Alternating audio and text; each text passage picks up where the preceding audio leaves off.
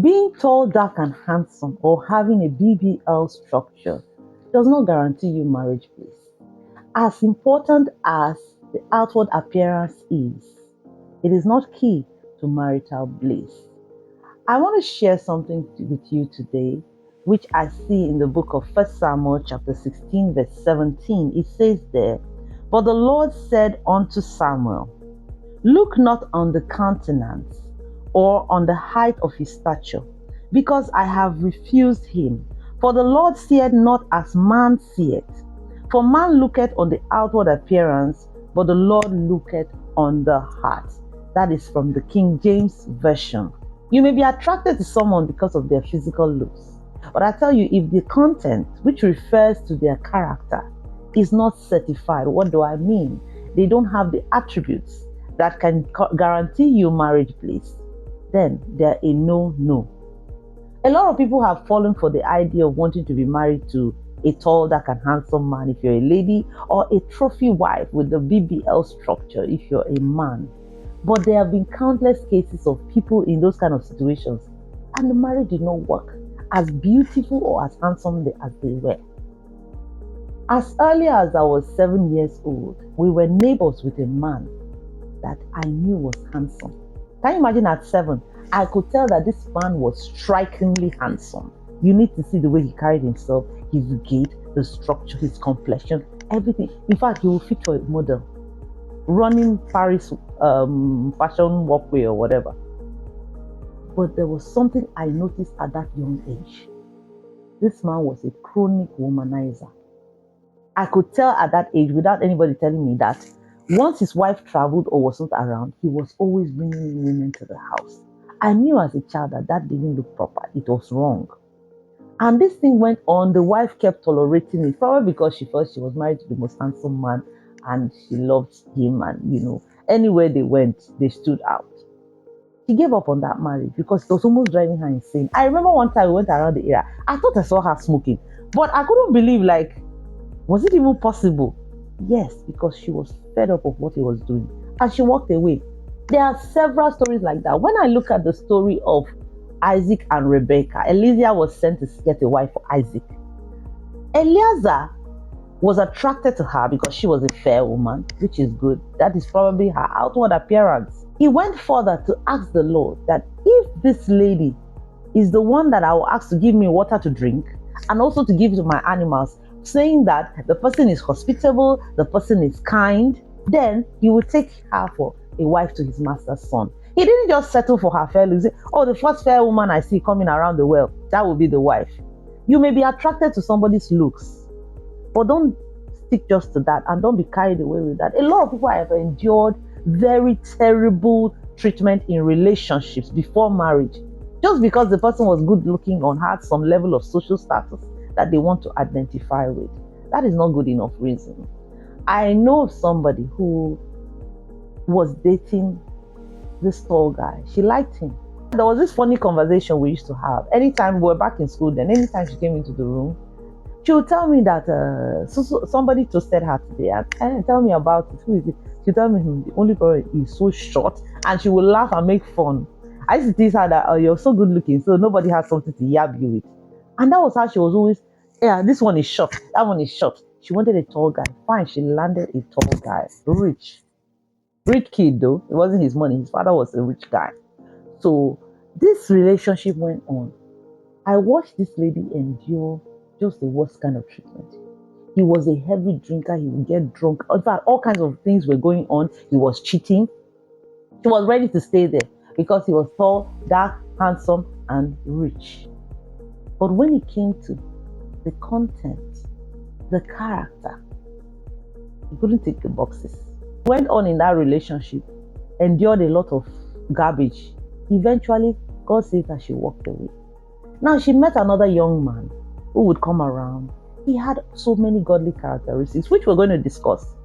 He used to come over to see her. He was kind, he was God-fearing, he was, responsible. But she couldn't just get herself to like this guy for just one reason. The guy was short.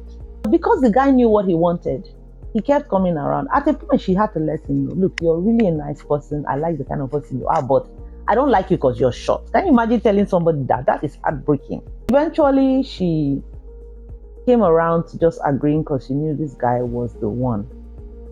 And she introduced him to me. When I met this guy the very first time, I can't explain the kind of peace that I had around in that environment, just as he introduced her to me, or rather him to me. He had the best character and he was so kind. They went on to get married. They've been married now a long time, and God is helping them. They are doing very well. You can trust me when I say that. So this shows you that it's not really all about being tall, dark, and handsome. The man of God was sharing a story of one of his sons in the faith recently who wants a divorce after 10 years of marriage. He told him that you cannot divorce this lady. And the man confessed to his father in the Lord that actually God has told him at the beginning not to marry this lady. His father-in-law asked him, so why did you go ahead to marry her? He said he married her because she's beautiful.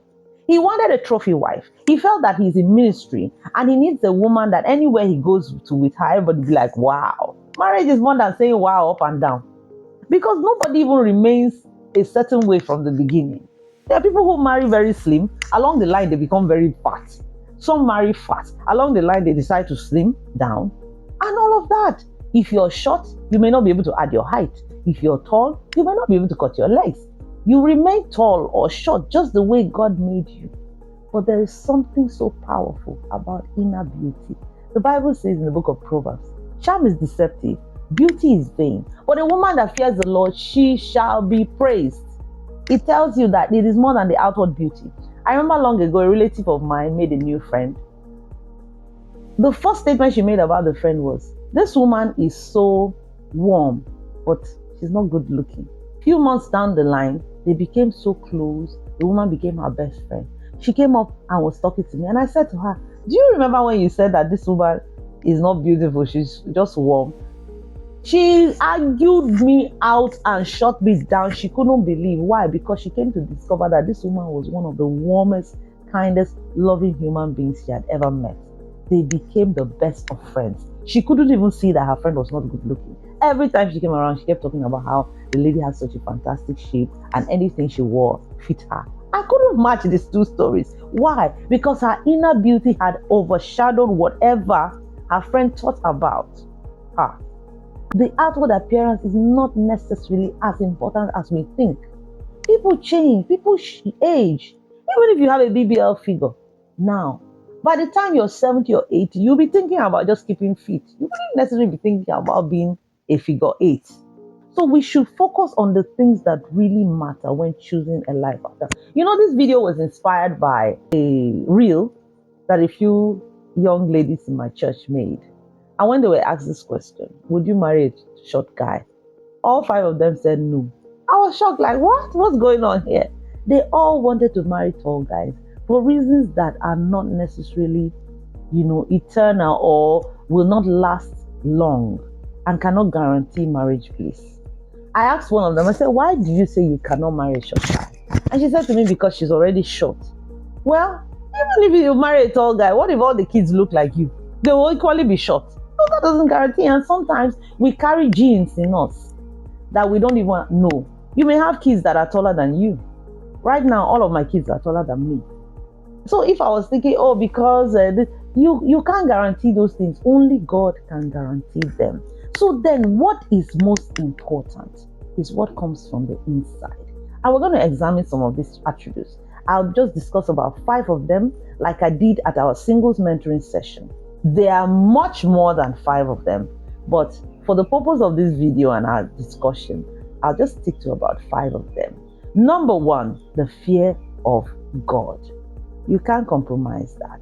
Marry a person that fears God, and that means you should also fear the Lord. You can't be asking for something that you don't have. Besides, what's going to attract you to each other is what you have in common. A lot of people, when they now want a good wife, they will appear in church. Rascally or whatever they are, they will show up in church trying to look for a good wife. You might probably get someone just like you who is also coming around just to get a good husband.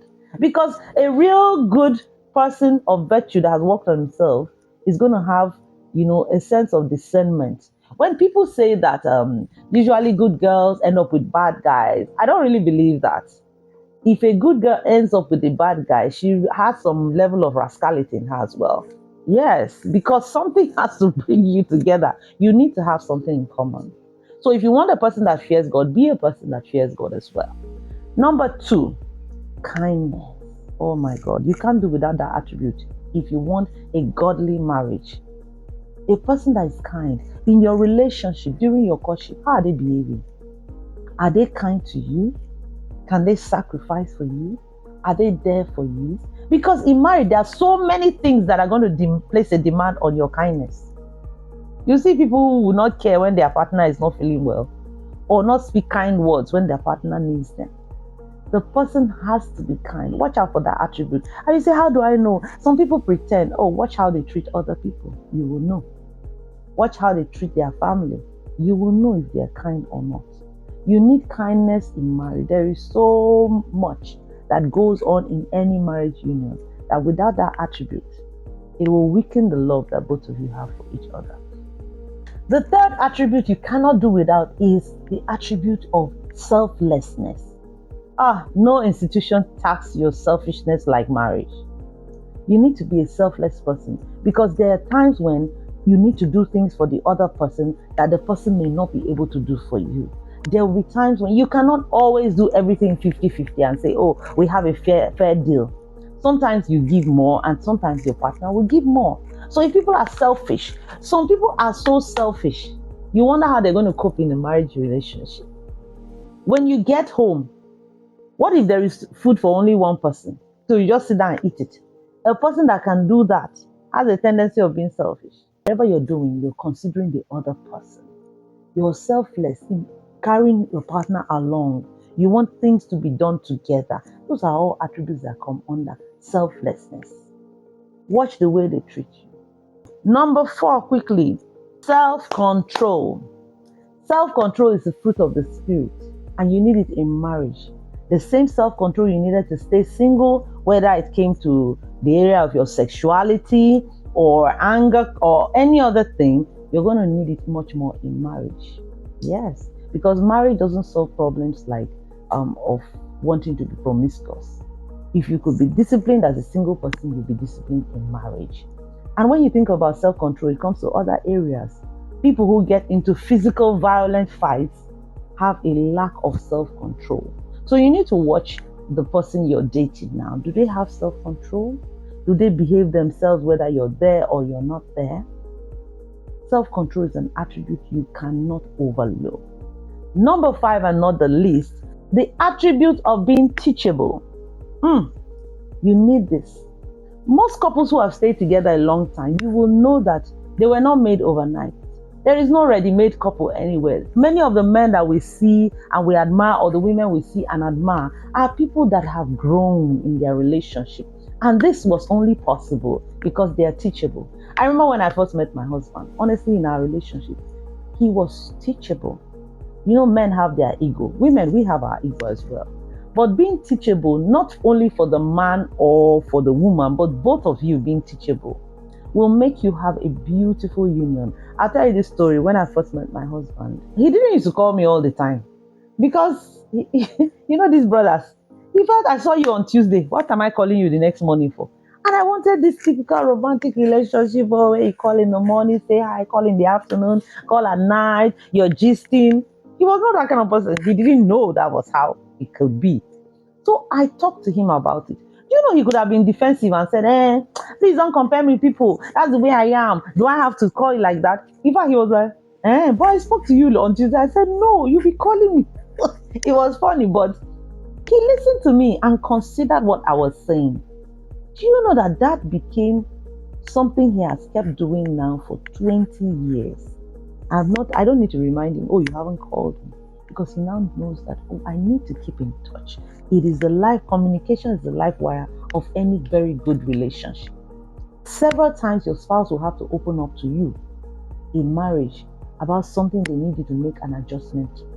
If you're not teachable, you become defensive and become aggressive. Some people even make sure they do the opposite of what the spouse is asking. Don't be surprised when you see turbulence in such relationships. So it starts from your courtship or your friendship or whatever you're doing to build toward a godly marriage. Is this person teachable? Can I openly discuss what I'm concerned about? A lot of things that I do, my husband does, were not things originally we were doing. But because we were teachable, that doesn't mean maybe sometimes you don't, your ego will want to resist. But if you can allow your partner to be heard, before you know it, you begin to turn into someone more beautiful that people will admire. So these were just 5 attributes that I shared with the singles during our singles mentoring session. Sorry, that session was not recorded live. So I had to do this video just to put together the points and send them out. I may not say exactly what happened in that session. I hope that next time we'll be able to go live, or I'll do a recording of the session with the singles. We had lots of questions and answers. Maybe I'll do a video recording or just discussing some of the questions that came up and the answers that we gave to those questions. Love to share them with you on my channel.